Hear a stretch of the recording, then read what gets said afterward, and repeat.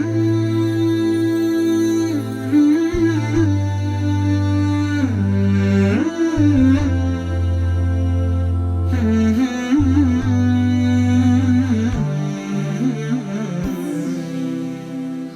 اللہ الرحمن الرحیم۔ واقعات پڑھیے اور عبرت لیجیے۔ سبق نمبر 91۔ ایک نوجوان کا خوف الہی سے گناہ کو چھوڑ دینا اور موت۔ امام ابن عساکر رحمۃ اللہ علیہ نے اپنی تاریخ میں ذکر کیا ہے کہ حضرت عمر رضی اللہ عنہ کے زمانے میں ایک نوجوان بڑا عبادت گزار تھا جو زیادہ تر مسجد میں رہا کرتا تھا۔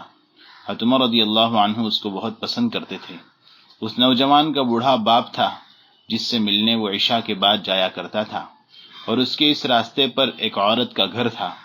اس نے اس نوجوان کو دیکھا تو اس پر فریفتہ ہو گئی، عاشق ہو گئی، اور اس کو اپنی جانب مائل کرنے کے لیے راستے میں بن سنور کر کھڑی ہوتی تھی۔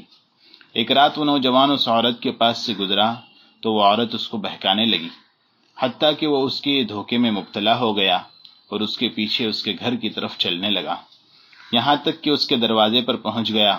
اور جب وہ عورت گھر میں داخل ہوئی تو اس نوجوان کو اللہ یاد آ گیا اور اس کی زبان پر یہ آیت جاری ہو گئی، ان الذین اتقوا اذا مسهم طائف من الشیطان تذکروا فاذا هم مبصرون۔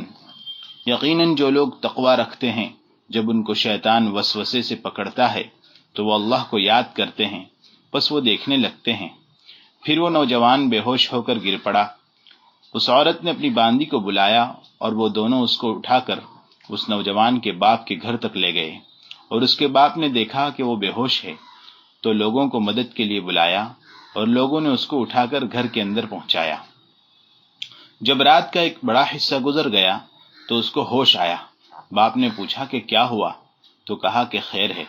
باپ نے معاملہ پوچھا، اس نے قصہ سنایا۔ باپ نے دوبارہ وہ آیت اس سے سنی۔ وہ نوجوان اس کو پڑھ کر پھر بے ہوش ہو گیا۔ جب اس کو ہلایا گیا تو مر چکا تھا۔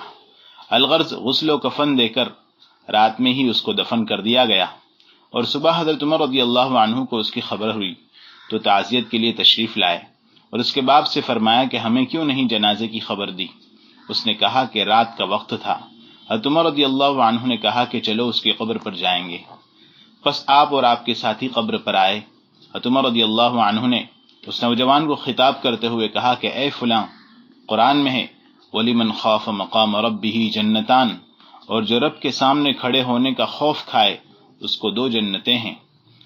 تو قبر سے اس نے جواب دیا کہ ہاں، مجھے اللہ نے دونوں جنتیں عطا کر دی ہیں۔ لبیک پر بے ہوشی۔ حضرت سفیان ابن عیینہ رحمۃ اللہ علیہ کہتے ہیں کہ حضرت زین العابدین علی بن الحسین رحمۃ اللہ علیہ نے حج کے ارادے سے احرام باندھا اور سواری پر سوار ہوئے تو آپ کا رنگ فق ہو گیا، سانس پھولنے لگی اور بدن پر کپ کپی طاری ہو گئی اور لبیک نہیں کہی جا سکی۔ ان سے پوچھا گیا کہ آپ کیوں لبیک نہیں کہتے؟ تو کہا کہ مجھے اس بات کا ڈر ہے کہ کہیں لا لبیک ولا سعدیک نہ کہہ دیا جائے۔ پھر جب لبیک کہا تو بے ہوش ہو گئے اور سواری سے گر پڑے، اور حج پورا ہونے تک یہ بات برابر پیش آتی رہی۔ ایک اور اللہ والے کے احرام اور تلبیہ کی کیفیت سنو۔ عطاءاللہ ابن الجلا رحمۃ اللہ علیہ کہتے ہیں کہ حج کے ارادے سے میں ذوالحلیفہ مدینہ کی جانب سے میقات میں تھا۔ لوگ احرام باندھ رہے تھے۔ میں نے ایک نوجوان کو دیکھا کہ اس نے اپنے اوپر احرام کے لیے غسل کرنے پانی ڈالا، پھر کہنے لگا کہ اے میرے رب، میں لبیک اللہم لبیک کہنا چاہتا ہوں، لیکن ڈرتا ہوں کہ کہیں آپ مجھ کو لا لبیک ولا سعدیک سے جواب نہ دے دیں۔ وہ برابر یہ کہتا جا رہا تھا اور میں سن رہا تھا۔ جب اس نے حد کر دی تو میں نے اس سے کہا کہ حرام تو ضروری ہے۔ کہنے لگا کہ اے شیخ، ڈر ہے کہ میں لبیک کہوں اور مجھے اللہ جواب میں لا لبیک نہ فرما دیں۔